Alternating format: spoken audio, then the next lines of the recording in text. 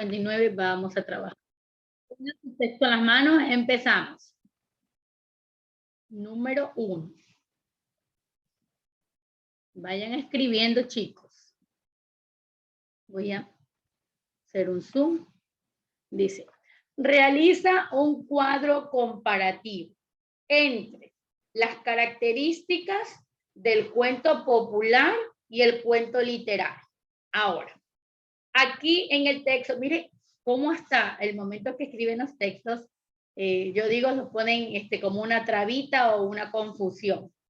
Han escrito 2 veces cuento literario, pero las características son del cuento popular y cuento literario. Eric, ayúdanos por favor con la lectura. Y luego Israel. Les dejo abierto el audio.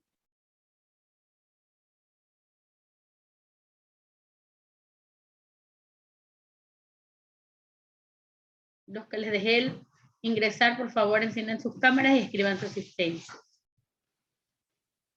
Eric, tienes abierto el audio. Puedes activarlo. Buen día, hermana. ¿En cuál leo? ¿Los 2 o solo uno? No, solo uno.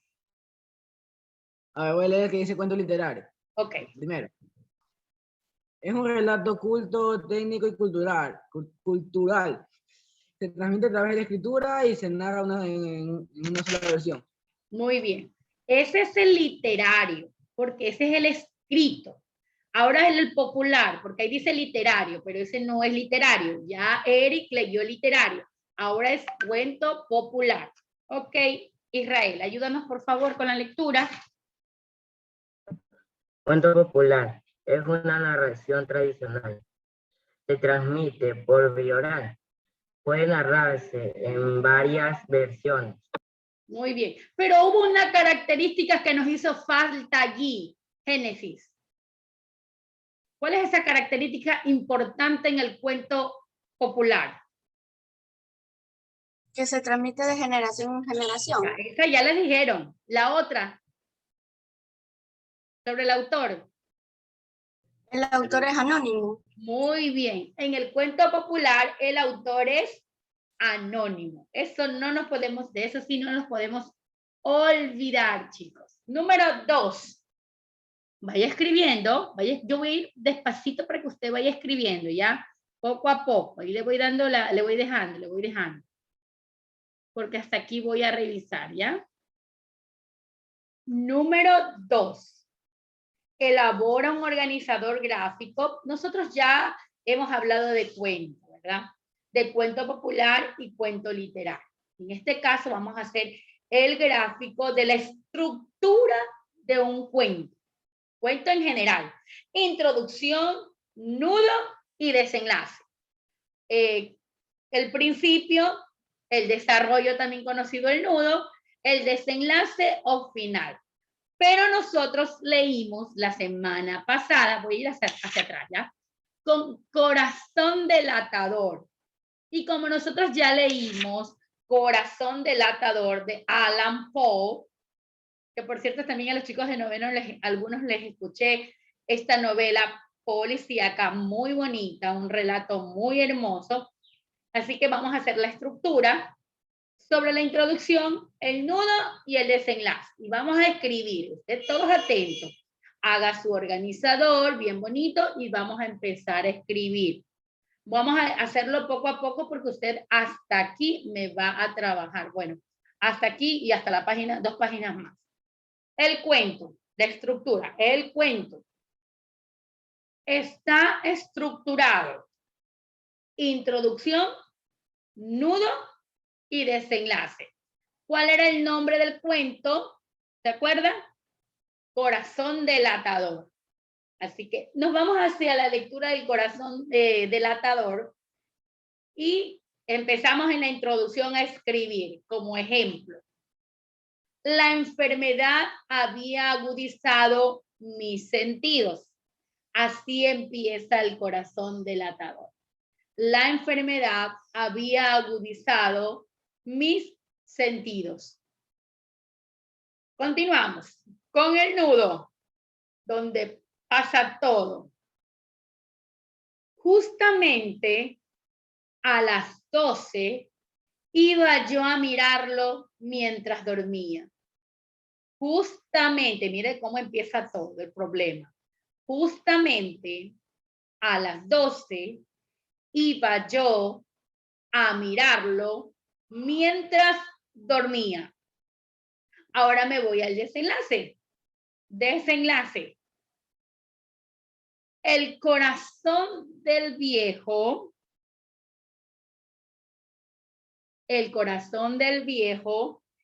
siempre delató las malas intenciones. El corazón del viejo siempre delató las malas intenciones. Ok. Vamos a dejar el pase que creo que se salieron unos compañeros. Déjenme ver quién más está en la sala de espera.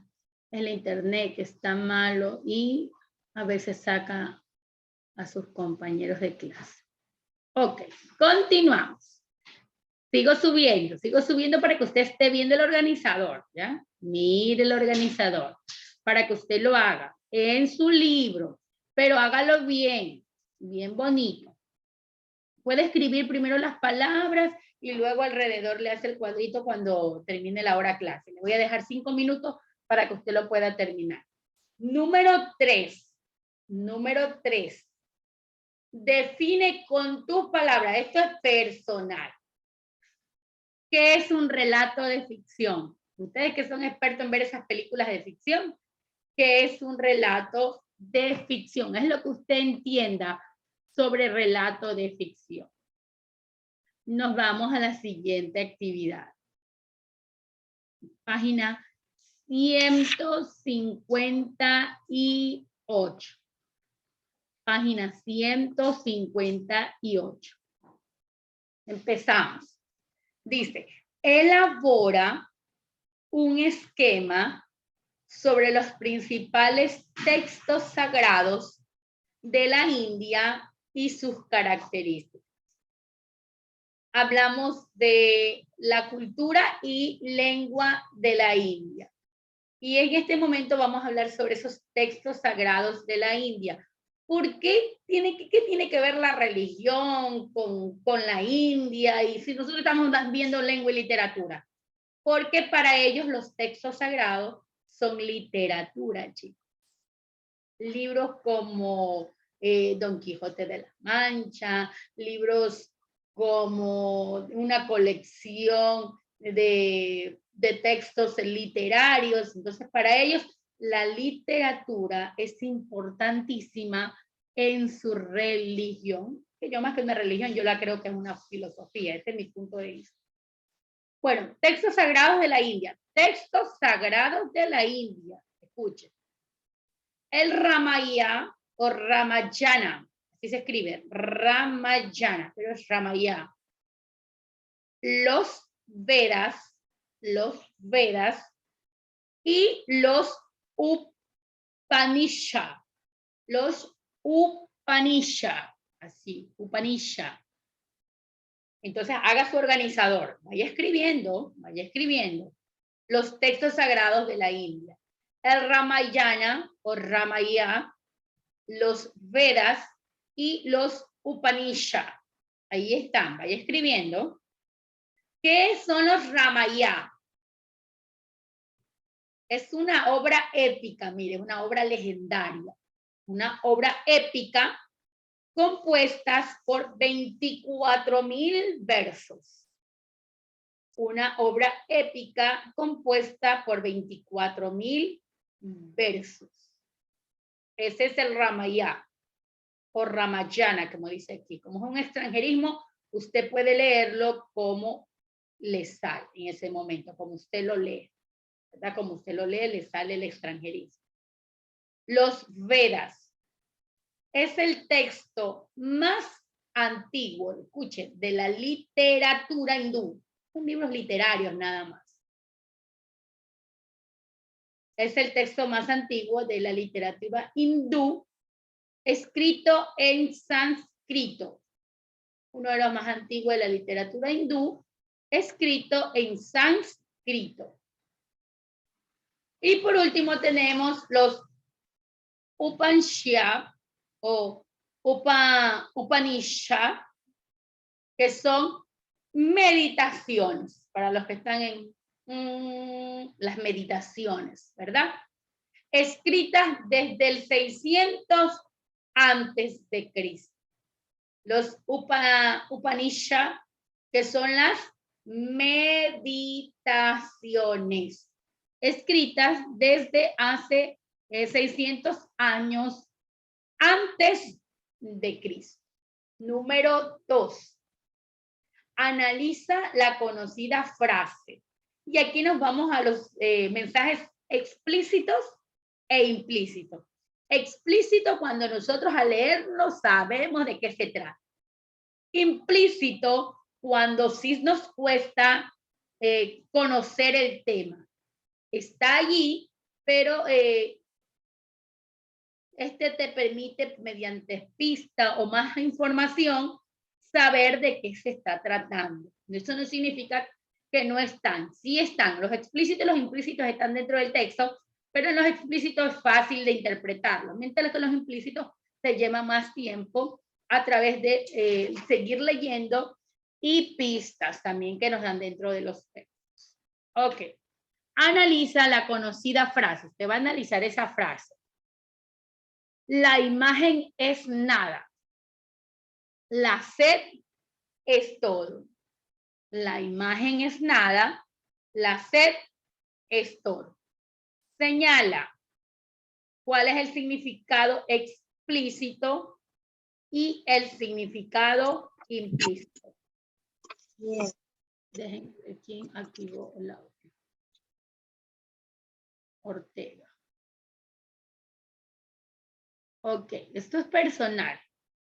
Interpreta usted la frase, la imagen es nada, la sed es todo. ¿Cuál es el significado explícito, su significado literal, y cuál es el significado implícito? Como cuando yo digo, camarón que se duerme se lo lleva la corriente. Que un camarón se duerme en el agua y se lo lleva la corriente. O significa que si usted no está bien despierto cuando está haciendo algo, está atento a realizar una acción, algo malo le va a suceder. Continuamos.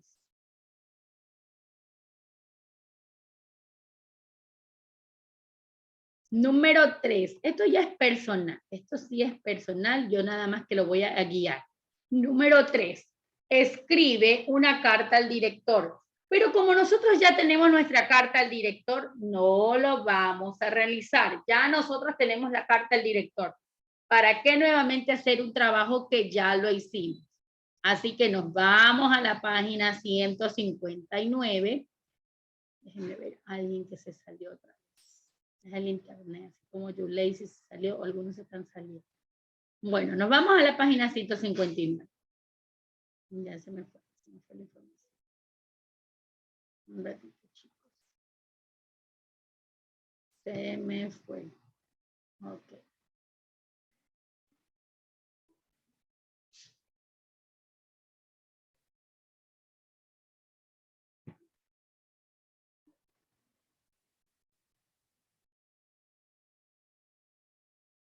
Regresamos. Y con la 159 concluimos la unidad número 4. ¿Y qué dice aquí? Eso también es personal. Usted va a escribir sus respuestas personal. Dice, lee, piensa y responde. Luego señala tu logro. Marca con una X en el círculo si lo haces sin apoyo. O marca en rojo, ¿verdad? Al círculo le haces una raya, una alrededor de rojo, ¿verdad? Si entiendes. Es decir, si no has comprendido, no has entendido ese conocimiento, ese significado, no lo logras. Pero yo les pondría que si no lo han logrado, escríbale una X allí. No lo logré, no entendí. Vamos a la primera. ¿Qué entiendes por significado implícito? Génesis. ¿Qué es un significado implícito? Hace poco lo expliqué. Explícito e implícito. ¿Qué es un significado implícito? Era algo como diciendo lo que significa la oración. No, recién acabo de explicar. Yo dije, hay siempre un texto explícito. Explícito es cuando tú, implícito es cuando, dime Daniela. Yo quiero decir sobre el implícito. Ya, ok, dime Daniela. Implícito era sobre que algo te cuesta entender, o sea, como que una referencia a algo. Que, por ejemplo, como te digo, camarón, que siempre se lo lleva a la corriente. O sea, que si uno no está atenta a algo, o sea, por ejemplo, a la clase no va a entender y se va a quedar. Claro, tenemos una frase, ¿verdad? Y, por ejemplo, yo digo, camarón que se duerme se lo lleva a la corriente, como yo les decía. Bueno, que un camarón se duerme se lo va a llevar a la corriente. Ok, tú si haces las cosas no adecuadas o te descuidas, algo te va a pasar. Si te duermes con tu maleta, por ejemplo, estás en el terminal y todavía no viene alguien y te quedas dormido y de pronto, uy, mi maleta, porque no estuviste ahí atento, sino que te confiaste. Entonces, eso ya es un mensaje implícito, porque debes de explicarlo, pero desde otra perspectiva. Yo digo que un camarón que se duerme se lo lleva a la corriente, el camarón se durmió y la corriente se lo va a llevar, nada más. Pero el explícito es ir más allá, ver desde otra perspectiva la frase. Número 2. ¿Cuáles son las características del texto opinión? Es decir, carta al director. ¿Cómo yo reconozco cuando es una carta al director? Matilde, una carta al director. ¿Cuáles son esas características que me dicen, esta es una carta al director y no es un artículo? Aunque sí es un artículo de opinión, pero específicamente es una carta al director, a quién va direccionada, qué escribimos, quién la escribe. Ok, Matilde. Buenos días, hermana. Buenos días. Tiene que ser una carta formal. Ya, muy bien. Esa es una característica, porque tú no la conoces al director. No es tu pana, no es tu amigo. O sea, ay, querido director, entrañable amigo. No. Muy bien. ¿Cuál es otra característica?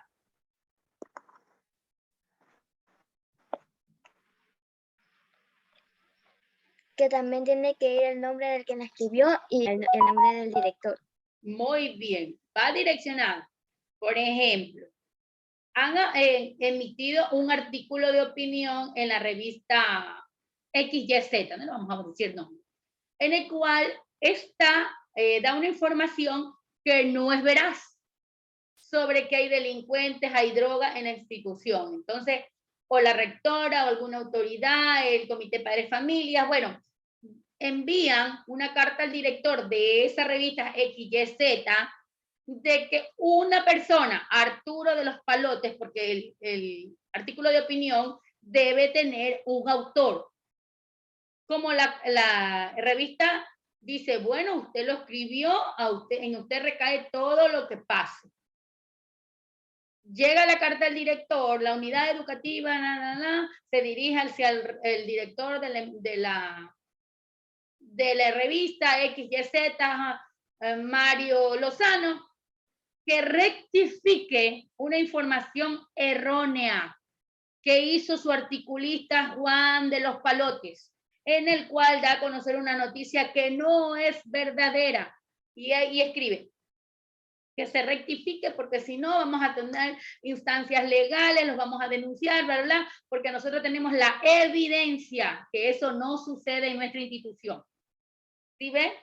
Entonces, ¿a quién dirigimos? Al director del diario, de la revista. ¿Para quién? ¿Quién hizo mal este artículo? ¿Quién no investigó bien y llevó al artículo de opinión a que saliera en la revista? Juan de los Palotes. Entonces, El director llama a Juan de los Palotes y usted verá qué hace, me resuelve ese problema. Por eso es importante que una de las características importantes en la carta al director está el nombre de la persona que denuncia, el nombre del director y el nombre de la persona que hizo el artículo que usted está denunciando. Y sobre todo, una carta al director va dirigida ¿a quién?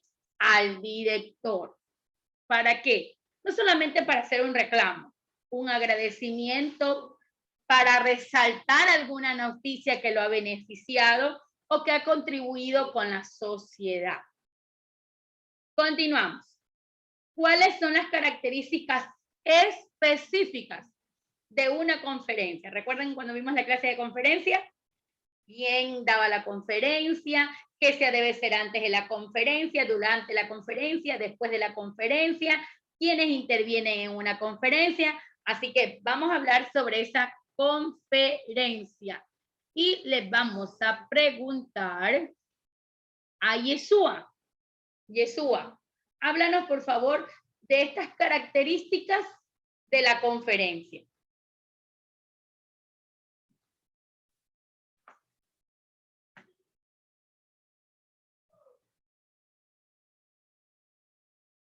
Características de la conferencia.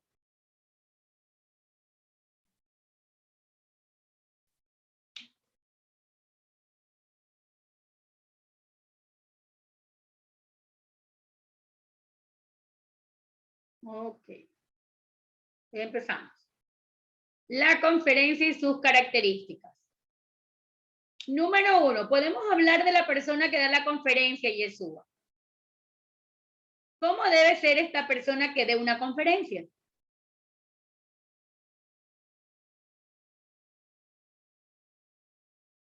¿Cómo debe ser? Educado.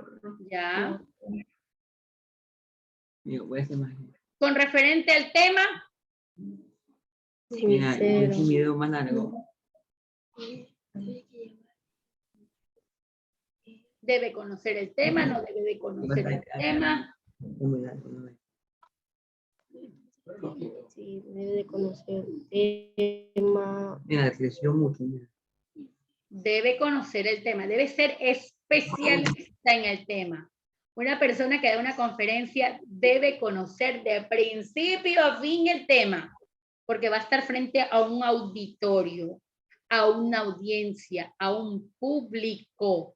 Entonces, parte de las características es que la persona que está dando la conferencia debe ser una especialista en el tema, porque los conferencistas son especialistas o gente conocedora del tema, y los que van a estar en la audiencia o van a estar en el público, ellos también conocen algo sobre el tema, aunque no son expertos, pero deben tener referencia al tema en general. Otra característica que posee la conferencia es que siempre hay un antes, durante y después de la conferencia. Antes de la conferencia, ¿qué debe hacer el conferencista, Israel?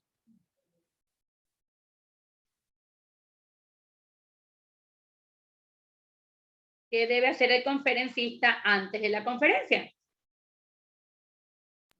Prepararse. Prepararse. ¿Cómo se prepara el conferencista? ¿Qué necesita el conferencista? Yo hasta ejemplos le di. Es como que van a dar es que un conferencista da una exposición de un tema. ¿Qué necesita para prepararse? Imágenes. Imágenes. ¿Qué más? Videos. Videos, muy bien. Diapositivas. Si yo le decía, si van a utilizar un Infocus, debe tenerlo con tiempo, probarlo, las instalaciones, si está bien la luz, bueno, etcétera, todo. Es como cuando van a dar un concierto y ustedes se han dado cuenta que unos días antes, 1 o 2 días antes, las personas que arman esta plataforma y los parlantes, un conferencista debe hacer lo mismo, debe prepararse. Y durante la conferencia, yo siempre les digo, el conferencista debe empezar haciendo algo. ¿Qué es lo que debe empezar haciendo el conferencista? Cristian. ¿Qué debe empezar haciendo el conferencista?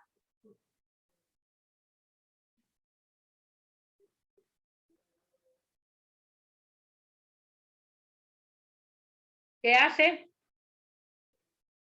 el conferencista? Presentarse, saludarse. Muy bien. Y algo que yo les dije, motivar, hacer rápido un jueguito, una dinámica, porque las personas en el auditorio a veces vienen cansadas y si la conferencia es muy temprano, vienen con sueño, pereza y todo lo demás. Así que pueden realizar una dinámica. Durante la conferencia, muy bien, atentos, que las personas no se duerman. Para eso debe tener, más que hablar, deben tener imágenes. Algún videíto, hacer preguntas, respuestas.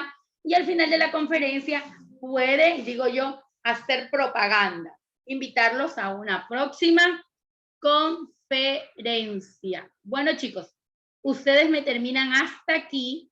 Reviso, nos vemos a la